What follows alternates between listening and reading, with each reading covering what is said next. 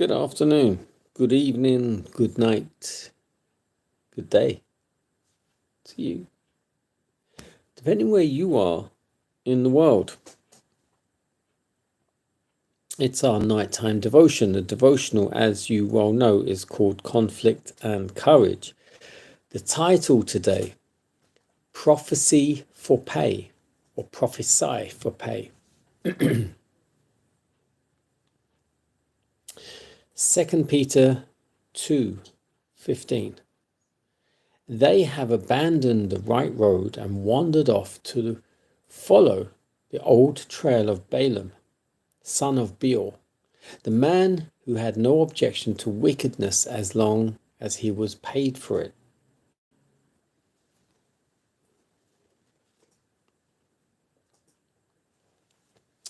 Balaam was once a good man and a prophet of God, but he had apostatized, had given himself up to covetousness, yet he still professed to be a servant of the Most High. He was not ignorant of God's work in behalf of Israel, and when the messengers announced their errand, he well knew that it was his duty to refuse the rewards of Balak and to dismiss the ambassadors. But he ventured to dally with temptation, urged the messengers to tarry with him that night, declaring that he could give no decided answer till he had asked counsel of the Lord. Balaam knew that his curse could not harm Israel. God was on their side, and so long as they were true to him, no adverse power of earth or hell could prevail against them. But his pride was flattered by the words of the ambassadors. He whom thou blessest is blessed, and he whom thou cursest is cursed. The bribe of costly gifts and prospective exaltation excited his covetousness. He greedily accepted the offered treasures, and then, while professing strict obedience to the will of God, he tried to comply with the desires of Balak. The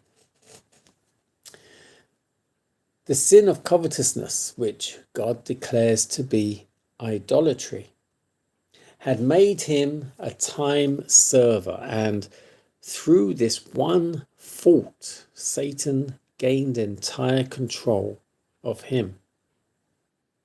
It was this that caused him ruin. The tempter is ever presenting worldly gain and honor to entice men from the service of God. He tells them it is their over-conscientiousness that keeps them from prosperity. Thus many are induced to venture out of the path of strict integrity. One wrong step makes the next easier, and they become more and more presumptuous. They will do and dare most terrible things when once they have given themselves to the control of avarice and a desire of power.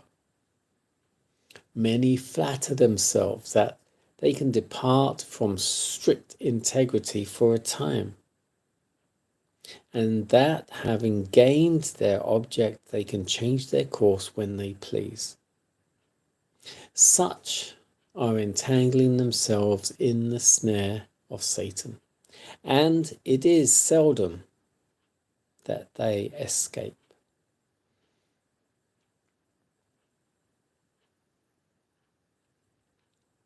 Prophesy for pay.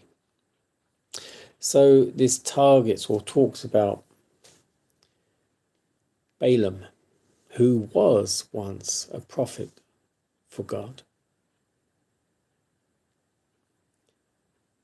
And as it says, he apostatized, he came away from God, although he obviously still declared himself to be of God because people paid him to prophesy for them. And in time, Balak, who was one of the kings or rulers, or came and sent his messengers to go and see him, say, we want you to come and curse Israel for us.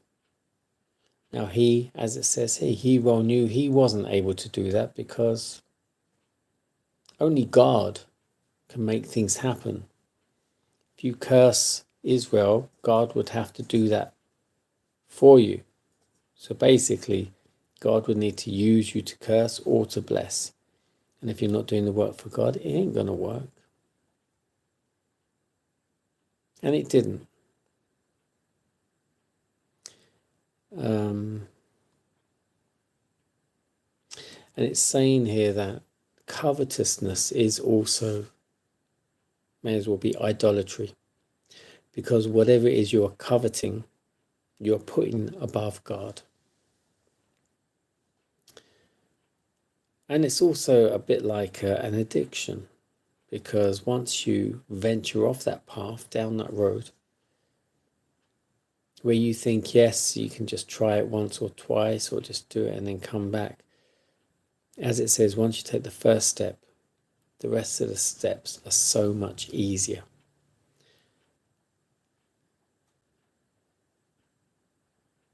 Many flatter themselves that they can depart from the strict integrity just for a time, short, just for a little while. And having gained their object, having done what they wanted to do, straying from the path, that they can just change their course and get back on the path. But such are entangling themselves in the snare of Satan, and seldom can they come back from there. Serious words.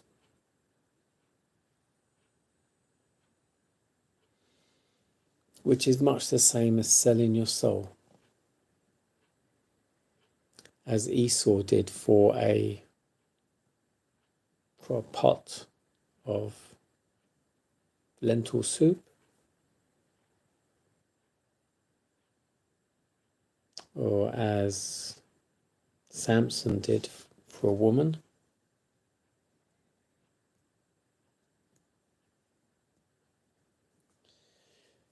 And as many have done for riches and fame and honor, gold,